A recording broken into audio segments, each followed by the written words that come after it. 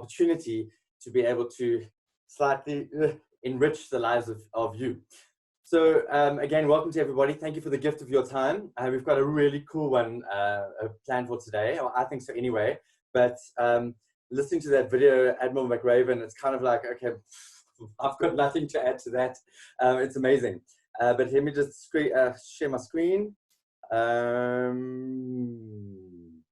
Oh dear, I don't know why, but my presentation isn't open, but that's okay. We're just going to have to go through this one. Oh, it recovered. Obviously, there was an issue there, but that's okay. We'll just open this. In the meantime, I know I saw some people from Kenya online. That's amazing. I think I saw one or two from Botswana. So we are reaching out into Africa. That's fabulous. In the chat box, anybody who's from anywhere else outside of South Africa, I love having a look and seeing where everybody's from. It's quite cool. Nice that you guys greet when you get in. Hard to keep up with everything.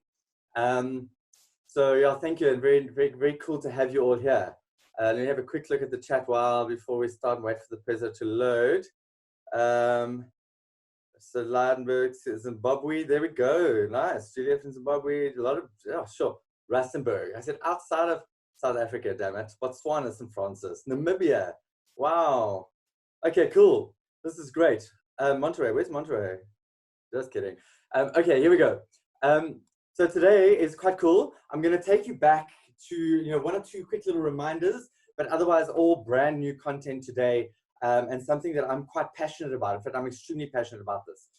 So since I last saw you, and we're going to be talking about this quite a lot, I've done quite a lot with my brand. I've used the time, but we're going to be talking quite a lot about your value. We're going to be talking about commission. We're going to be talking about why people should be paying you and what they're paying you for. I'm going to use my own example quite a lot. So this is all brand new. As you know, I've got a book coming out, the Power Up that you see on the screen right now.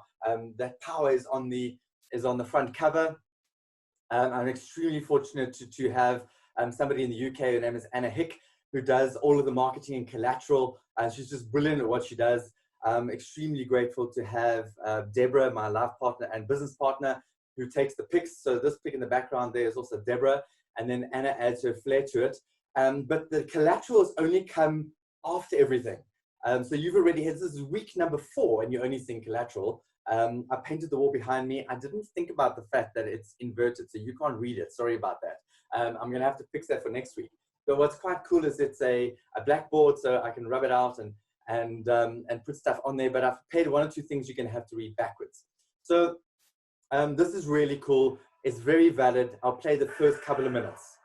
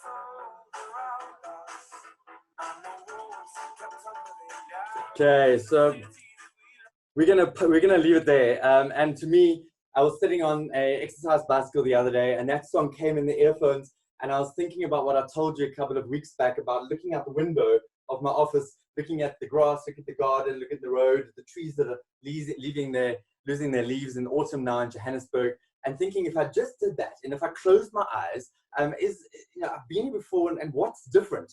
And it's a very strong message that I want to drive home today, that you are only, your assumptions, your belief systems, what you're thinking is guided by what you're allowing in. And if you close your eyes and let all of that go, what is different and what is truth and what is reality for you? And that's very, very important. So we've got a summit in front of us. And as Liesl said, we don't know when it's going to happen. We don't know when the D's office is going to open again. We know that real estate professionals and the top CEOs and the real movers and shakers are trying really hard to put pressure on to make sure that it happens, and it happens soon. But we don't know when that's going to happen. But what we do know is that there's going to be life after the deeds office opening. We know that we are going to continue to do real estate, but we're looking ahead and thinking, my goodness, what does this look like? What is the landscape going to look like? And for a lot of you out there, the feeling I'm getting back is that the landscape is going to be mountainous, that there's a massive mountain to climb. We've got to somehow claw back what we've lost. And how on earth are we going to get to the top? Who are we going to be competing with? What is the best route to the top? What does it look like? What does the landscape look like? And what is it going to look like once we're there? So I love the analogy of a mountain, and it's something I speak about a lot. It's one of the tools that I say to people, practical tool sets of change, is be a hill seeker. Because we desire change, we want things to be different. You know that Einstein, that famous quote that's so overused, but it's perfect here. If you want something to be different, you cannot keep on continue doing what you did before, because that's just, expecting something different, a different outcome is the definition of insanity. So something has to change. Nothing changes if nothing changes. That's one of my favorite quotes of all time, and it's only 5 words. Nothing changes if nothing changes. So we're in the midst of change. As I said to you last week, we're in that place where the magic happens, and we're faced with a whole lot of challenges, and they feel like really big hills. So there are a couple of things I want to say about hills. Number one, I've yet to find a hill that didn't end. Every single mountain ends, every single hill ends. In fact, the other day, McKinnon, my eldest, and I were talking about hills, and we were talking about exercise, and she was saying she hates hills. And I said, but I don't really understand that, because after every single hill is a downhill, and every single hill ends. And actually, as much as we might find them uncomfortable, that's where the good training takes place. That's where we become better. That's where we become stronger. That's where we build good muscles from a running point of view, from an endurance point of view, from a cycling point of view. It happens on the hills, but yet somehow we want to avoid them.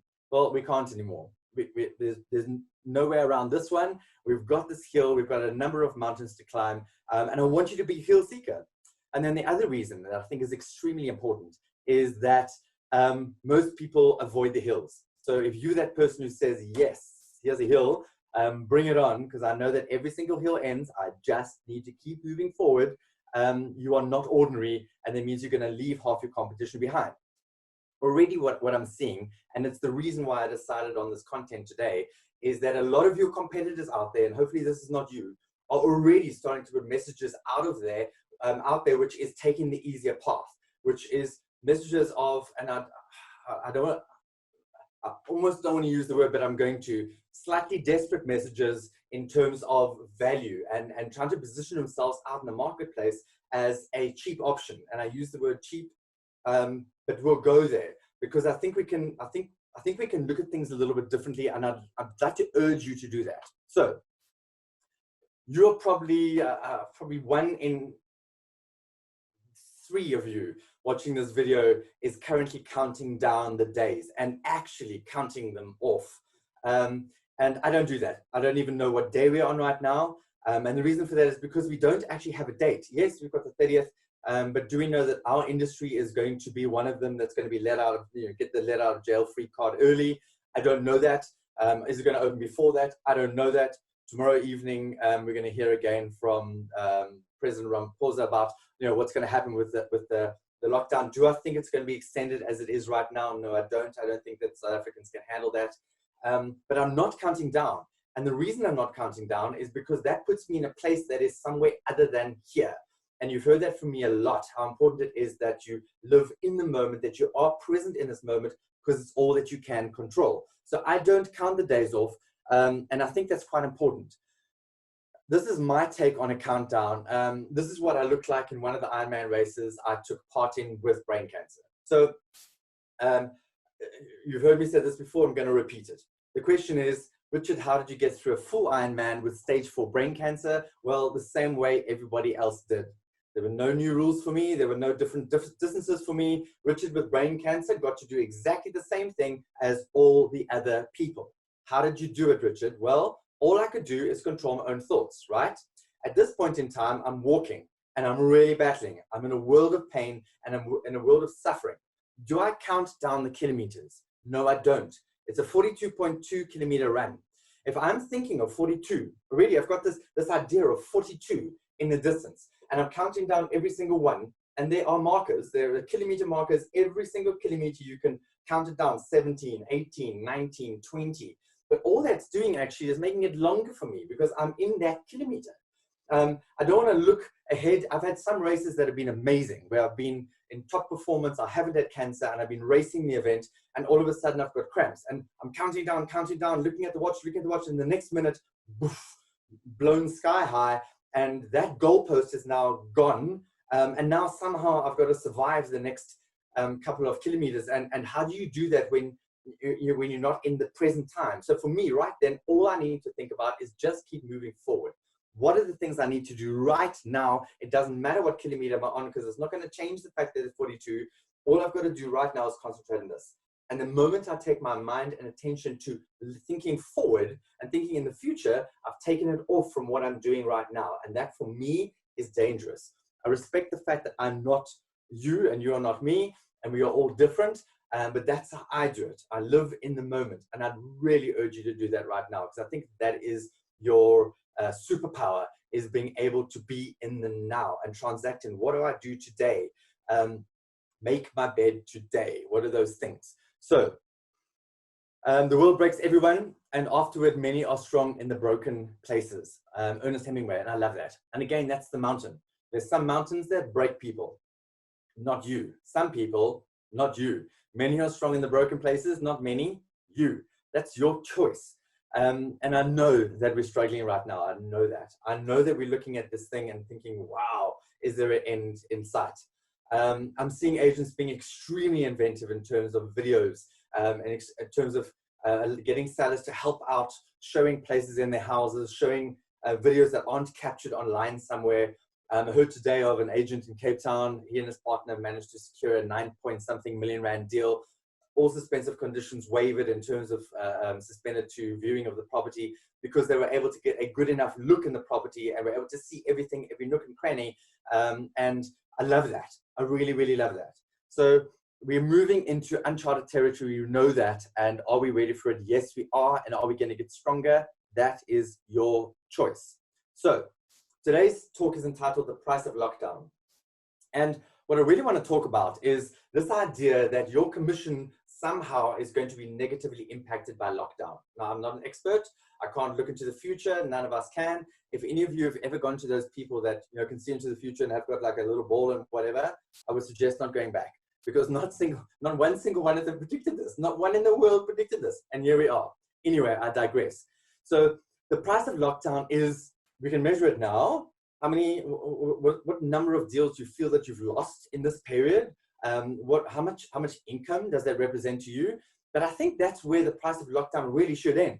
Because the question we need to ask ourselves is, has the market gone anywhere? Is the market going to come back? Have the buyers and sellers left? Have the landlords and tenants left? No, of course they haven't. And as we said last week, if ever I think there's going to be a market, it would be now. I think we're going to have a pent-up energy in the market, and I think that's good. So your job is to figure out how best to position yourself to catch the trade as it comes your way, and what you need to do to get that. But we can discuss that as we're going along. So I want to take us back to point number 4 from last week. So you remember last week was the Leadership Resilience Masterclass. And point number 4 was, am I fearlessly challenging my fixed beliefs and assumptions? And I think this is where the problem originates from. Right now, what are your beliefs and what are your assumptions for the market going forward? So assumptions is quite a big word. We assume things. Why? Because we don't know. Why? Because we haven't been there yet. So remember that other quote I put up a couple of weeks back, I think it was, that we cannot suffer our past or our future because they are merely our memories or our imagination. All we have right now is now. So the imagination is the assumption in terms of what we think the marketplace might look like right now, what we think sellers might do, what buyers might do. Do we think there's going to be a market for tenants? Are they going to move, or the landlord's going to get more or less for their property? What is commercial property going to look like? All of that are projections into the future or assumptions, but actually we don't know. I'm seeing a lot of people that are offering online valuations. Have a cup of coffee with me, share a bunch of things, whatever. And I love that. The only danger with that is if we are giving an opinion, what is that opinion based on? The only thing we can really do for a seller right now or for a landlord right now is present them with, here is the market. Here is the shelf. Here are all the products on the shelf. And I've had a good look at your product. And this is where I think your product is going to fit on the shelf. That's the best we can do. Or Mr. and Mrs. Seller, take a look for yourself and you tell me where you think your product is likely to align itself on the shelf. But is that the price at which those items are going to leave the shelf? That's a question that we can't answer right now. And the reason we can't is because apart from the one sale I've just heard of, the only things we've got are offer to purchasers subject to a viewing. They're not deals yet. Until they go through the deeds office, it's not value in the marketplace. So how do we value a property? In my mind, there's only one way to value a property, and that's to figure out what any given person would pay for at any given time on any given property. So any given person, any given time, any given price, any given property. And that can change from today to tomorrow. That's market value. We can't look back at the past. And if any of you are doing valuations, and I know it's a strong opinion, but if any of you are doing valuations back on what somebody sold a property for 6 months ago, what are you doing? Because 6 months ago isn't now. And why would you tell a seller that they're going to get what they might have got 6 months ago when you don't even know what they're going to get right now? So again, what I'm trying to position here is how do we figure out your value and your worth in the marketplace? Because that is big for me. Two big words there, your worth, your value. And I think it's of paramount importance. And if you're positioning your worth and your value based around what you think of valuation for a property, on positioning that value right now in a seller's mind and thinking, so that's the age old, let me go back a step. That's the age old real estate that says, I think that a seller is going to pick me based on one of two things. Number one, they're going to pick me on how high I go. What is the highest value I can possibly give them? Because if I can give them a high value, they're likely to pick me. And the second thing I need to say to the seller is, pick me based on how low I'm prepared to go on this side, how high I'm prepared to go with your value, and how low I'm prepared to go on my commission. So I'm going to overvalue your property, undervalue myself in the hopes that you're going to pick me. And I have a very, very big problem with that. And listening to my language now, so should you. Because that's not how the market transacts. That's not going to determine what a seller is going to get for their property. That's not going to determine what a landlord gets for their property. The market will determine that, not you. So yes, you are vehicles of the message of the market, but you've got to be really, really careful how you position that language and where you put yourself in amongst that. If you're offering an opinion, wow, because now your commission is going to be based on your opinion. And if the seller doesn't get what you told them they're going to get, you're not going to get what you're hoping to get. That's extremely dangerous ground. And I can already hear you say, because I'm telepathic, I can already hear you shouting at the screen and saying, but Richard, they tell us what to position the property on. They tell us how much they want. They tell us how much they're going to pay. Okay, well, what happened when you told your parents what they needed to do? Did they listen to you? What happens when you tell your colleagues what they need to do? Do they listen to you? What happens when you tell, how come it works the other way around for you? So we can chat about that and we can do stuff about that. But I think that's really important. Are you fearlessly challenging your fixed beliefs and assumptions? So there's something else on the board there, and that is fear of loss. And fear of loss is massive. So if you're fearless, it means you don't have fear of loss. But the problem is, the minute we step away from these, we challenge our beliefs and assumptions, we immediately have a fear of loss of what we've left behind because we've now challenged these fixed ideas and assumptions. So what is your fixed idea about the market going forward? What is that? And where are you getting that from? Remember I said to you that if ever there was a time when you need to become a strict guarded gatekeeper of the information that you are allowing into your brain, it was now. Why? Because whatever we think, you heard Robin Banks tell you that your mind is a fertile soil, that whatever you plant in there grows. It could be weeds, it could be amazing flowers, trees, fruit, whatever it is, whatever you put in there, it's going to grow and you're going to get more of. That's called the law of attraction. So if If the gatekeeper says, let's let those thoughts in, that this is what the market's going to be like, this is how commission's going to be going to be challenged, where did that come from? Have you tested that? Is it biased? Where did that come from? And why would you want to adopt that as part of your narrative? Because the minute you put into your mind, think about this carefully, the minute you allow into your mind, my commission is going to be under fire, your brain can't say to you, stop, Richard, stop. Do not let that thought in here. That's a negative thought. What is it based on? Where did that come from? It doesn't say that. It says, come in, come in, come in. And then your brain goes to work to try to figure out, it filters out all the things that do not agree with that thought, that your commissions are going to be under fire. And it filters in all the thoughts that say, yes, my commission is going to be under fire. And who did that? You did. Is it truth? Well, it hasn't happened yet. How can it be truth? Truth is the reality of now. Truth is not beliefs and assumptions based on something in the future. So I love this. This is Superior again. It's the second week I put one of his in here. There's Denzel, till lately in marketing, PhD in epidemiology, University of WhatsApp. This is Tandy, previously in cosmetic sales, MSc microbial genetics, University of Google. Sanjay, formerly an accountant, BSc honors in virology, University of YouTube, and we all know Karen, former occupation unknown, PhD immunology and professor of everything, University of Facebook. Keep spreading the knowledge. Where are you getting your knowledge from? Where are you getting this information from that you're filling your mind with, which is determining your future? Understand that your future income depends on what you're allowing yourself to think right now. You might say, Richard, that's a stretch too far. No, it isn't. Because remember, your thoughts determine your perceptions. Your perceptions determines your reality, and your reality determines your actions. So if you want your actions to be a certain way, you need to think a certain way. And if you're allowing yourself to think negatively about what the future looks like from a real estate point of view, good luck to you. But Richard, that's what I'm hearing. Stop listening. Turn those people off. Stop following the people that are spreading knowledge that is not knowledge. Because right now, I can tell you this for a fact, there's not one single one of us that knows exactly what the market is going to look like once the gates open again. Not one of us. But you get to determine it. Remember what we said about energy? Last week, we said that energy is more contagious than the virus itself. What is the energy that you're putting out there? Are you putting negative energy out there but expecting to get a high income commission? Good luck. Are you putting positive energy out there? Is it optimism? Bastille, Pompeii in the beginning there, optimism. Remember, I'm the radical optimist. Doesn't mean you need to be positive every single day, but optimism is a choice. It's a radical and rebellious choice. So what are you conforming to?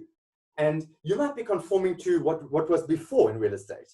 But Richard, this is what it was like before we went into lockdown. So I can only imagine it's going to be worse now when we get out of lockdown.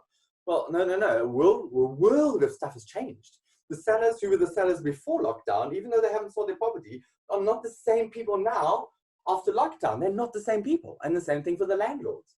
And your role, believe it or not, has become more powerful in all of this. Not less powerful. It's become more powerful. You don't think it's become more powerful, and I'll tell you why. Because whenever we go through a tough time, whenever we go through one of those slumps in real estate, and as real estate agents, and I know this because I was one of you for a very long time, and I've worked with agents for more than 20 years, and I know what the cycles look like. You sell a couple of properties, and you're like, woohoo, believe in myself, self-worth, baby, I'm so, yes, I'm killing it. And then the next month, you lose one or two of those deals, and you have a couple of months where there's nothing happening. You're like, I'm never going to sell another house in my life. It's so terrible. I should go and sell Tupperware or Amway or something like that because this clearly not for me. That's what it looks like. Those are the cycles of real estate. And right now, because you are sitting at home and you can't transact the way you used to, you're looking back and thinking, you're questioning your own self-worth and you're questioning whether this is going to work for you. And I get that completely. So I've been where you are right now. You remember the slide from last time. So when we go through a tough time, we often go through a bit of an identity crisis. And we go through a slight crisis in terms of, well, who am I from an agent point of view? And who am I? What is my value to the marketplace? And maybe my value's changed. Why? Because right now I can't take buyers to the property. Right now I can't conclude deals right now. So what is my value to those people? And we need to unpack that one, because I believe that your value, if ever you had a value, it is right now. And I believe that strongly. I'm not just saying that. So who are you right now? Imagine if you had to write down, I am all the things that you are from a real estate point of view, reasons why people are going to want to pay you to do a real estate transaction on their behalf. What are those reasons? I am what? I am trustworthy. I am honest. I am empathetic. I am authentic. Wow. I mean, the top 4 reasons I would imagine. And that's just off the top of my head. What are the things that you would imagine? I'm confident in myself. I'm confident in my ability because I'm skilled, because I'm experienced, because I've done this for a very long time, because I've survived every other bad market we've ever gone through. But what is a bad market? There's no such thing as a bad market. There's just a different market. You've just got to figure out how to capture that market. And that's your superpower again. How many superpowers do you have? Many. You're an estate agent, damn it. So your value right now, I would love it if that was it. You're sitting there thinking, what you see on the outside versus what is it? Man, wow, what is that? Or you're looking at yourself in the mirror and you're like, not so sure. I don't know that I would pick me. Why would somebody else pick me? And if that's how you're feeling, please can we work at that? So how are you viewing your value right now? So Tony Pratchett, love this quote, belief is one of the most powerful organic forces in the multiverse. Not just one universe, all of the verses. It may not be able to move mountains exactly, but it can create somebody who can. So now we're back to that first slide. Yes? So if ever there was a person who can move mountains, it must be you, but only if you believe that you can. So again, let's go back to that finite thinking versus infinite thinking. There's Richard, stage 4 brain cancer, terminal, 6 months to live. Insurmountable mountain. 2 things incredibly important. Richard, how did you get to the other side of the mountain or to the top of the mountain? I can tell you, it's how badly you want it, and how much you're prepared to endure to get there. There are times when you want to give up. There are times when it just seems too big for you. There are times when you're overwhelmed. There are times when you feel negative. There are times when you feel you're not making any progress. But can I tell you something? You just keep moving forward. And if you want it enough and believe enough that you can, you will. So let's go back. Belief, and let's add in the word there, self-belief is one of the most powerful organic forces in the multiverse. It may not be able to move mountains exactly, but it can create someone who can. Is that person you? So there's your mountain. Who's your competition? And this photograph is used with credits to Chris Hitchcock. I love this photograph. It's the beginning of an Ironman. Who are these people competing against? If it was a 5K race, if it was a 10K race, I'd say that they were competing against the other people. It's not. It's an ultra endurance event. You are currently not in a real estate race that is 5Ks. You're not in a real estate event that is 10Ks. You are in a real estate event that is an ultra endurance event, and you don't know where the end is. It's an infinite game. Who are you competing against? This race is too long for you to compete against people. The minute in the swim, you start to compete against people. Who's in front of me? Who's behind me? Where am I? What is my time? What is their split? The minute you do that and you feel like you're slightly behind, you'll push too hard on the bicycle. When you push too hard on the bicycle, you blow up on the run and you start walking and everybody just runs past you and you can do nothing. Why? Because you try to compete against other people. You cannot do that, and right now you shouldn't be doing that either. We need to figure out what are your strengths, because you need to be playing to your strengths right now. You're going to have to play to your strengths when the market opens again. You're going to have to play to your strengths, which is what you've always been doing. What are those strengths? You're competing against yourself and nobody else. Nobody else. Which means that you should be stopping, you should stop listening to everybody else. And you should be stopping watching what other people are doing, because that's not helping you at all. One of my favorite quotes from an estate agent, who's one of the top estate agents I've ever had the pleasure of knowing and working with, says the following: I control my own universe. And I love that. And she's German. She says it with a wonderful German accent. I control my own universe. Love that. I'm not going to read the newspapers. I'm not going to see what everybody else is doing. Why? Because I can control this thing, which is my universe. I'm competing with myself. I urge you to do the same. So this is a brand new picture. It was taken yesterday by Deborah Good. And so this is what I want to say here is this is the first proper collateral I'm putting out there. And this was put together last night by Anna Hick. So here's some of my new collateral. How cool is that? That's a picture that was taken. This is me shouting out. Remember the marketplace where I said, what is your product? Remember that one? And I said, you placed in a big field. And so this is the moment that Deborah captured. You placed in a big field, and how are you going to stand out? So I put this here for a very good reason. I had a choice. You remember I lost all of my income, everything, every single cent going forward this year was wiped out. My business was wiped out. Nothing, not a single gig, not a single event, nothing for the rest of the year, nothing. And I had to reinvent myself. And it's the same way that you're going to have to reinvent yourself. And what did I do? Remember this? I said I had a couple of choices. I looked to see what all the other professional speakers were doing. And do you know what they were all doing? They were all shouting like that. They were all online. They were all saying, hey, free webinar, free this, free that. Come and get this free contact. Come and get this free. So what they're doing, free, free, free, pick me, pick me, pick me, is doing what? How, once you've offered something for free, do you ever get value back for that thing? How are you going to charge somebody for something that you're offering for free? Number one, when you offer something for free, how do you get somebody who hasn't been on that platform to pay for it? Because they might come onto that platform at some point in time and see that you're offering it for free, but now they've paid you some money for that, and then that trust little window is gone. I decided I didn't want to be like that. See, the minute you've pegged your commission out there, the minute you've pegged yourself as a 2% or as a 3% or as a 27,000 Rand flat fee or whatever it is, the minute you've done that, you cannot take that moment back. You will never in your life be able to earn more commission than that time or that offer. Why would you want to do that? The only reason people do that is remember, let's go back to the beginning. As an agent, I'll be picked for one of two reasons. Number one, the higher the value I can pitch the property at. Number two, the lower my commission I can pitch it at, I will be picked. This doesn't seem to be a strategy that appeals to me, and nor should it appeal to you, because all that's doing is driving down the value of the entire real estate market. And why would you do that? So there's an argument for, well, should there be a ceiling? Should there not be a ceiling? The property charter coming in, what is that landscape going to look like?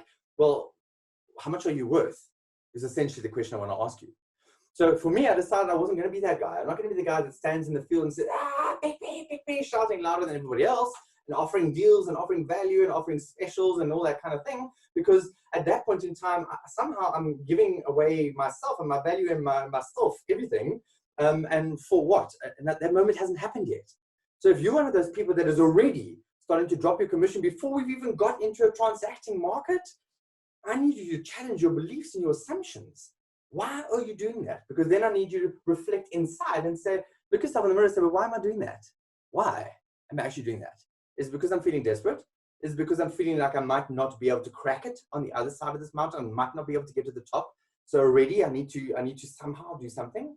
And then remember, the other choice was bigger branding. I'm going to shout louder and I'm going to do bigger branding. And remember, I took a different tack and I said, I don't even want to be part of that. I decided that my value is me and is my ability with people and my connections with individual people. That is my value in a market of professional speakers. So let's just take a look at that for a second. Fear of loss is the path to the dark side, yoga. That is the reason why we give away value now.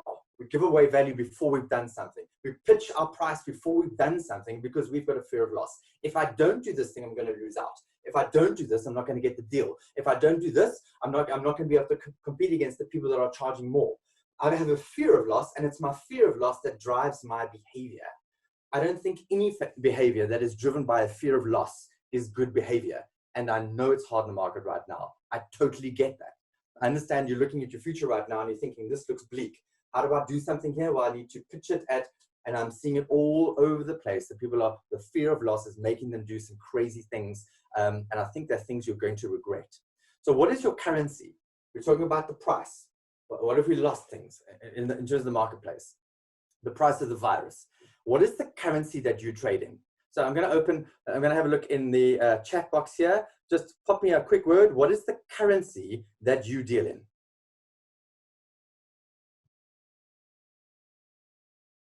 So nobody's typing anything yet. People, Rand, self-worth, people trust, service, KSG, time, love, dollars, service, care, service, currency, time, excellence, your own value, market knowledge, self-worth, time and service, skill, trust. Ah, man, I love almost all of these answers. If you said the currency that you're dealing with is rand or dollar, you are wrong. If you think the currency that you're dealing with is in property, you are wrong. The currency that you're dealing with is one very, very simple word, and it is not appearing on my screen. It's not cannabis. Oh, it's the best. I forgot that slide was coming up. So what is the currency? I love this. This is so cool. So we're going to come back to the currency because the currency is coming. So I'm going to help you with that. So I've got a picture of cannabis leaves there. For those of you who don't know what that is, that's dacha. It's okay because it's legal now. But there was a time when it wasn't. So here's the thing, right? Up until 4 years ago, I had no need for cannabis oil. I had no need for dacha, for marijuana, whatever you want, weed, Durban poison, whatever you want to call that stuff. I had no need for it. None. I also had no need for a brain surgeon, a neurologist. So if somebody said to me, Richard, hey, I'm a neurologist and pick me and I'll give you a good deal. I'll give it to you at 3% plus VAT. I'd be like, I'm really not interested because I don't need one of you. If somebody came to me and said, hey, do you want some of the good stuff? I'd be like, no, stop selling it to me. Stop selling it to me because I don't need it. But here's the thing, right? The minute I got brain cancer, oh my goodness, I would have been prepared to pay the earth for the best neurosurgeon. I was prepared to pay the earth to the best dealer for the best medicinal grade cannabis oil. And I paid a lot of money for that stuff. My bill went into 4,000 Rand a month on cannabis oil. Who the hell pays that? Somebody with brain cancer. So the question I want to ask you is, and it's this, what are you selling right now and why are you selling it? Why are you selling anything right now in a market that's not buying or selling property? What are you selling? So let's go to the currency right now. In other words, don't sell a product, identify a need, and then all you need to do is match your product. You should be asking about needs right now. Remember that question, how can I help you? Remember that, prepare to serve. Right now, we are being called on to serve. Right now, the service that you are giving, because you're in the service industry, is a real estate service. But it's more than that. Your currency is, and if you said this word, it's trust. I know a lot of you put there, the currency is myself, currency is knowledge, it's all of that stuff, but ultimately it's trust. The number of people that know you, that like you, and that trust you will determine your real estate success or failure. And I will say that until the cows come home. Until I stop talking to real estate audiences, that's when I'll stop saying that. But in fact, that's sales. The number of people that know you, like you, and trust you, that is it. That is your currency. So let's bring commission into that. So if I don't know you, if I don't like you, if I don't trust you, you want me to do a deal with you by saying, hey, pick me, I'm going for 1%. Wow. Immediately I'm thinking, well, I don't know that I can trust you because why are you giving away your value when I don't? You see, immediately for me, there's a problem. There's an all fall down kaboom. We shouldn't be talking about commission until we've done a deal. Why are we even talking about commission before we've done it? And yes, I understand there's an act that says that we need to know what amount we're going to pay for something and we need to know what we're going to get because so put a clause in place and put a contract in place that says you can, I love those contracts that say that you can cancel my mandate at any given time for any given reason. Because all I need is for you for me to be able to earn the trust and for you to give me the opportunity for me to earn the trust. That's all I need. I don't need a 6-month mandate from you. I just need for us to have an agreement that says I'm the only one. And then I'm going to have to earn the trust. And trust is earned daily. It's earned on daily conversations. That's what it is. Trust is a relationship. Commission is earned on a relationship. Commission isn't earned on one thing. Commission is earned on an entire array of things that you offer. And value is expectation of a result. So essentially, from my point of view, I'm wanting a seller to say to me, I want you to pay me based on how well I've been able to fulfill your expectations. But the expectations we're going to have a lot of clarity on before I even start working on your property. What are those expectations? And the best thing you could ever say to a seller is, what do you need from me? But we don't. What we say to a seller is, instead of saying to a seller, how can I help you? What would you like from me? Because we're scared of the answer. We've got a fear of loss. We think the minute we say to a seller, how can I help you? The seller's going to say, well, I want the highest possible price. And I want it in the shortest possible time. Yes, happy days. We both want the same thing. Only you don't think like that. Your first thought is, oh, I'm never going to be able to get that price. I'm never going to be able to sell it in that time. That's not the question. The question is, how can I help you? And we both want the same thing.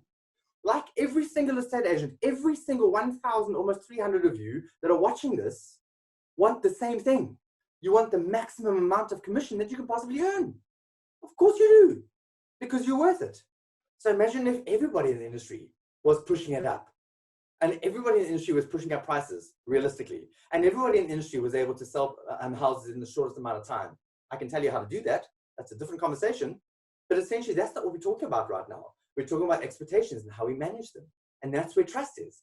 And the minute you say, you're going to get that price and you're going to pay you this, the expectation is there.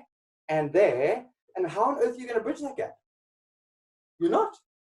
And that's where the industry, unfortunately, falls down. And that's where the lack of trust in an average estate agent has plummeted, as much as many of you have done the best you possibly can to lift that up. So I would encourage you to think about your currency being trust. And I heard recently, don't tell people how to do something, just tell them what to do, because that's powerful, because they can figure that out for themselves. So I'm not going to tell you how to do this. I'm going to tell you what to do. Figure out what trust is. Figure out how to earn trust, and come back and tell me what that is. How do you place a value on expectation of a result and real value? So let's move into this sphere now, because a lot of you are thinking, well, geez, my commission is going to come under fire because the market is under distress. Remember this slide from last time, the 4Ds, the 4 reasons why sellers sell a property, and this is why I think there's going to be a market. Reason number 1, death. Reason number 2, divorce. Reason number 2, debt. All of those 3 things are going to happen in this market, and we know that. So that means that sellers are distressed. Does that mean you need to cut your commission? So for me, I'm not going to advertise I'm cutting my commission. Why would I do that? To me, that's just stupid. So what I'm going to do is say, I'm going to pick up the phone and say, how can I help you? I'm going to have an interview with somebody. I'm going to figure out what that is. When I figure out that somebody is distressed, and you've had chats from Liesel and Cord about how do you help people in terms of them selling a property, where what they paid for the property, when they're going to get back from the property, there's a shortfall, acknowledgement of debt, and all of those good things. That is your job. How do you help someone in distress? You try and limit their losses. Does that mean that you have to be punished on your commission? No, I don't think it does. I think there's a fair deal somewhere, but I'm not going to advertise myself at 3% commission. I'm going to start somewhere, and then in that conversation, we'll then sit down and figure out what is fair. And if you're coming up and you're coming down, well, maybe I'll meet you in the middle. But I want you to have those conversations. And then there's one other thing I do want to say, and this is something that I always did when I was still an agent. I picked a deal a year that was my give back deal. And I think that's an amazing thing to do. So yes, the brand or the company that you work for might not be happy with them losing their side. So you say, fine, if it was a 5% commission and I'm on a 50% split, I'm going to do the comma 2.5. I'm not taking any commission for this deal. How do you identify that one? It could be an elderly person who's lost their partner. That was the person who had a driver's license still, and they can't get around, and now they're stuck in a house. They can't shop. They can't get to medical resources, whatever it is. And now they can't afford to move to the retirement village because the gap is too high in terms of what they can sell their property for, and you sitting in the middle with your commission. And is that one that you can help on? Yes. Can you do it to every single one? No. You are providing a service, and that service is to help people to move and to get the best possible price in the shortest amount of time, and that is your job. And the conversation as to how you get that is another conversation. So what are the new values that I believe that you are going to bring to the market? And what do I think real estate is going to look like? So if you haven't already looked into the future to figure out what that landscape looks like, I urge you to do that. I can tell you right now, if I was selling my property, I wouldn't want a ton of buyers coming through here. I wouldn't want a show day. I wouldn't want just every single buyer coming to look at my property, because are they infected? Do they carry the virus? Where do they come from? Are they even qualified? Is this even what they want for a property? So you're going to have to go through a very, very big screening process as to how you screen your prospective tenants and your prospective buyers for a property. And I'm pretty sure by now that your brands, the bigger companies, have already started to get some paperwork together. The problem is that you're sitting in the middle, because there's a seller. You are acting for on behalf of the seller. It's your fiduciary duty is towards the person who first gave you a mandate, and that is your seller or the landlord. And now you're sitting there saying, well, I need to manage this, and I'm working for the seller. So the seller is going to have to make you the person who makes the person go through a screening. So I'm not entirely sure how that's going to work, and Lisa and Cora will be able to answer that more effectively, but there's going to have to be a screening process. Is that a good thing or is that a bad thing? I think it's an amazing thing. I think it's going to cut down on time wasted from an estate agent point of view massively, You're not going to have to traipse through property with people that are tire kickers. You're not going to have a property open on a Sunday where people that haven't been screened are coming through. Next door, nosy next door neighbors, people that can't afford it, sorties and scabengas that are coming in just to case the joint. Only people that have been through a screening process, and here's the cool part, only people that have got a pre-approval from the bank are going to be allowed through the property. And that's amazing. If ever there was a time when, when would we not have wanted this in real estate? But we're looking at this thinking, oh man, this is a mountain to climb. No, it's not. In some ways, I think this is the best possible thing that could ever have happened to this industry, is that all of a sudden we now are able to put people through a process before we introduce them to a property. Same thing from a lease point of view. Gone are the days where we're only going to ask you an application to let once you've seen the property, and we're going to go through this vetting process to see if you even qualify. If you think about it, just think about this cleverly. Why would we ever have allowed people to view properties if we didn't already know whether we're going to qualify for them? Why did we do that? And how amazing would it be if we move into a space where that doesn't happen anymore? And if coronavirus was the thing that made that happen, happy days. How many deals do you lose out of every one you sign because finance falls flat? The average in the industry is 1 in 3. 1 in 3 deals you sign gets lost because the person doesn't get finance or doesn't qualify, whether it's from a landlord point of view, or it's from a seller point of view. Imagine being in that space. Imagine how much time you would save if you didn't have that anymore. The value you're bringing is just a different value, but that's unbelievable value. How do we put rands and cents value onto that? I think that's huge. If anything, I think if ever there was a time you should be earning commission, it's now. So I'm running out of time now, and I'm going to leave it there. I think there's some very meaty stuff. I see there's some questions in the question box. We'll get into that right now. I know I've said some quite provocative things about commission. I know that. And I've said it on purpose because I'm batting for you. And I think I really would like you guys to understand that.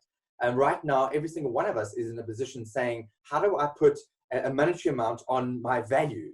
And right now, I think that is this thing over here. It's heart, and it's your ability to be real. That is your value right now, is your honest discussions with sellers and buyers, your honest discussions with your landlord. It's not overinflating their idea of what a property is worth. It's having good, honest, authentic. That is you. They want you. They're dealing with a person, and they want a person. They don't want somebody who's just in their house because they're offering low commission. So I'm batting for you here. I'm saying that I get what it feels like. I know what it looks like to be looking into a month and it looks bleak and there's no income coming in, and then you do a deal and you've got to wait 3 months. And if you're doing that for less commission, why? And how can I help you to earn more money? How can I help you to put more value onto what you do? Because what you do is unbelievably magnificent, and let's be honest, we can't do away with it. For how many years has the industry looked at solutions online and looked at portals and whatever, but yet more than 85% of all South African residential resales are still sold through an agent? Why? People want a human connection. So give them a human connection. And that's where you earn commission. When people trust you, that is your currency. And trust comes from heart, empathy, being real, and being able to control your own stuff. And in my mind, your self-worth is not what you do. It's not your income stream. That shouldn't be where your self-worth comes from. And there's no place in real estate for your ego. And I think if we start divorcing that stuff and get out of the blame game, it's the size of your heart. You heard that in Admiral McRaven's speech right at the beginning. It's the size of your heart that counts, not the size of the little flippers on your little feet. How big is your heart? Because that's why people are going to give you their properties to sell, because they love your product, and your product is you. So the last thing I'm going to say, in the rush to return to normal, use this time to consider which parts of normal are worth returning to. Still, I'm hearing so many people saying, I wish we could go back to what was. I wish we could go back. If we could just get that back. Can we not, so we're still in this holding pattern of wishing this time away, and this too shall pass. No, it shall not pass. And we know this, we're hearing it more and more and more and more, that South Africa's count is only going to get worse in August, September. So if you think this thing is going to go on the 30th of April, it's not going to happen. What does that look like, and how are you relevant? You're relevant by being you. How can I help you to earn more commission? Don't give it away before you've done anything. So we can have lots more chats about that, but let's have a look at the question and answer. Before we do that, if you haven't already connected with me, please, please, please do. Hey, Richard. So my question is based on the free commission negotiation during this COVID-19 period. If the landlords are suffering because their tenants are negotiating the rent, the landlords are eventually negotiating the current rate, especially with property management. The option is either to negotiate the rate or walk away. No matter how much trust there is between us parties, the landlord is reducing all financial risks. You're absolutely right about setting one's price, but okay, right. So I can answer that one. So here's the thing, right? In terms of, you're not going to see a price mentioned anywhere on my website. You don't know how, I'm not putting out there, I don't put a price to what I do. It's not there. What I can tell you is that when I phone people and they say to me, what is your rate? I'm going to tell them what the maximum rate is. There are a couple of clients that have paid my maximum rate. It's right up there. And then I'm going to say, right, so that's the maximum rate. I also understand that the people that are under a lot of pressure right now, and I understand that there are people that cannot afford to right now. I'm speaking for companies that are doing no business at all. People that are laying off staff, people that are having to reduce the salaries, people that are trying to stay afloat. And for that company, I'm going to do something different. I'm going to view every single transaction on an individual basis. I'm going to look at some transactions and say, well, it's not just one deal. I'm doing another deal and another deal and another deal. So because I'm doing that, I'm prepared to look at something. So I'm not saying it's one price and you go and then there's one word we haven't dealt with, and that is the no. No is an extremely powerful word. Are you negotiable? No. Is you know, prepared to go lower? No. It's the silence after the no that counts. No. Whoever breaks the silence next is the one that loses. We all know that. But in this instance, I get it. Yes, people are bleeding. And there's a lot of distress out there. And can I help? Yes, I can. But that doesn't mean that I'm going to walk away with a loser. In some cases, we're all going to lose, but I'm not going to be the big loser.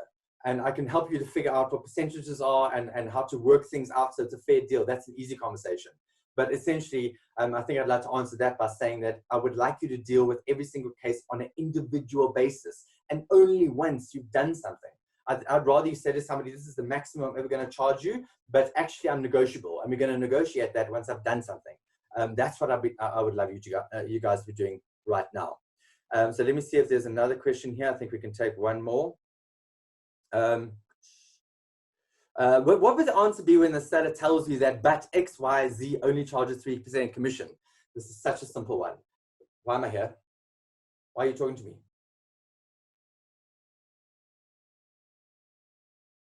If you're happy with them at 3%, why are you talking to me? Well, you know, I don't get that, you know, and why would people do that? You know, and then I'd say, well, maybe 3% is too much. If people are already negotiating at 3% before they've even done anything for you, I don't know that's an agent I would want working for me, because what part of the 7.5% are they not delivering? So I would pay them on what they're worth. So pay me. You might pay me 3%, but we're going to figure that out based on how well I fulfill your expectations of me. But we're going to figure out what those expectations are before I do anything. And then every time I speak to you, we're going to measure those expectations. And the question is going to be, so how am I doing? How am I fulfilling the expectations you have on me? How am I fulfilling the expectations based on the marketing of the property, feedback I've given you, the service I've given you, the screening of the buyers I'm bringing around, whether the buyers all have my branded face masks and gloves that I give them before they come into your house. How am I fulfilling your expectations? And then once I put a deal in front of you, I'm going to say, right, so these are expectations. This is how the discussions have been running. So here's the commission. It's a simple one for me. I honestly don't understand people who want to do that. Well, I do understand it. That's probably the only way we're going to get business in my mind. And maybe I'm wrong, but in my mind. This sounds like you need high EQ. What about those who don't? You can learn it, and I can help you with that. So that's another conversation on its own. Lost you when you said the word sotsi and skipping, and we think it's unfair. No, not all those are just words we use. I could say thief. I could say, sorry about that. So not at all. So any more questions, anybody?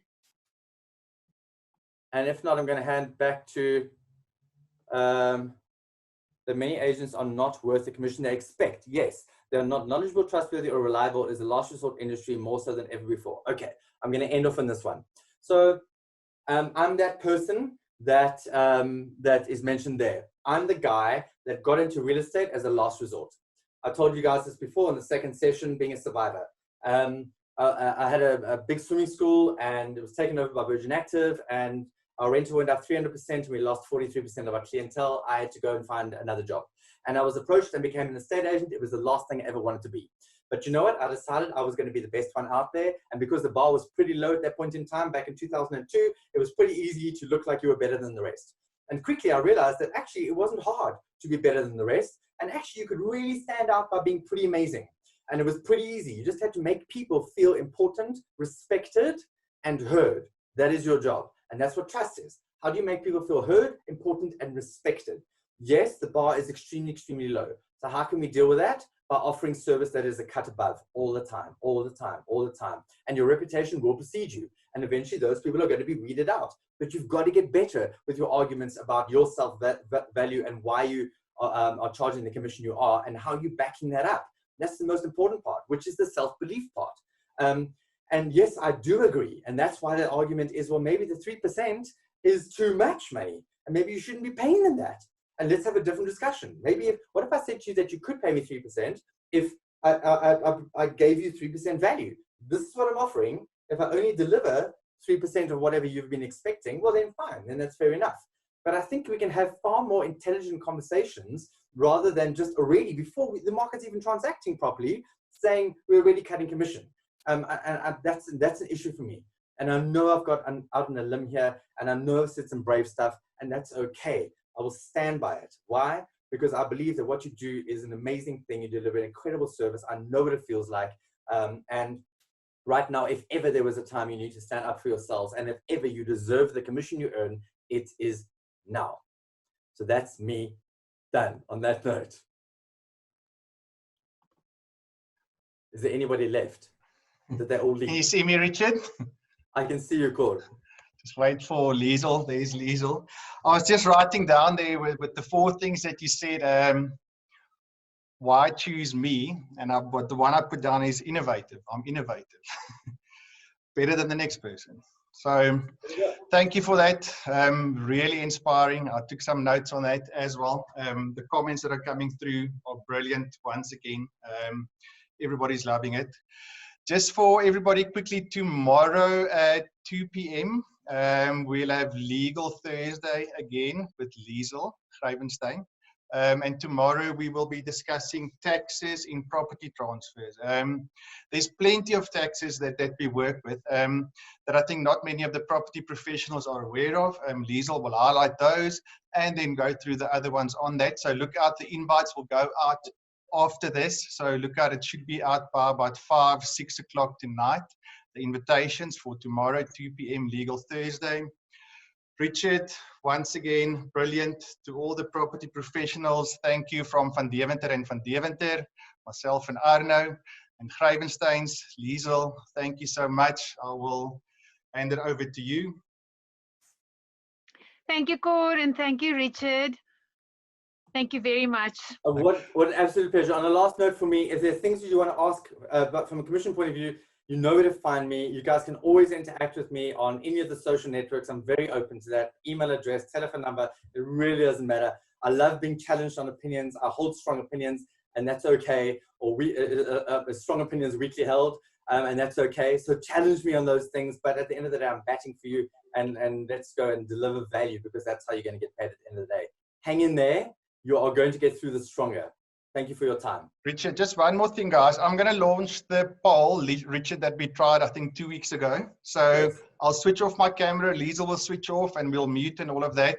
Then I'll just give it, what I'll do, I'll play that clip again quickly in the end and then cut off the poll just to get those questions that you sent me. I think it was 2 weeks ago. So we'll run that, but then we'll mute. Liesel, I'll mute and switch my camera off. Yeah, cool. Just before you do that, just for those who are still online, please remember to have a pen and paper handy tomorrow, and also, if you can, a calculator, because we will be looking at taxes. There will be quite a few calculations. So I know it's difficult for people to read the notes on the screen and then try and do their workings on their notes next to them. So please have quite a few sheets of paper and a pen and a calculator ready for tomorrow's training at 2 p.m. And be there bright-eyed, bushy-tailed, because we're going to be working and we're going to be thinking. Oh. I get to say the last thing here. I have to. So from my side again, this is the part that doesn't get said enough.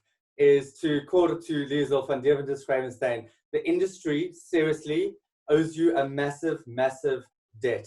You guys have just seriously, and you're getting zero back for this. And it's amazing. I really love what you're putting out there. It's goodwill, it's positive, it's energy, it's optimism, it's legal advice, it's skilling people in this time. If ever agents needed something like what you're delivering now, seriously, kudos. Absolutely amazing. Well done.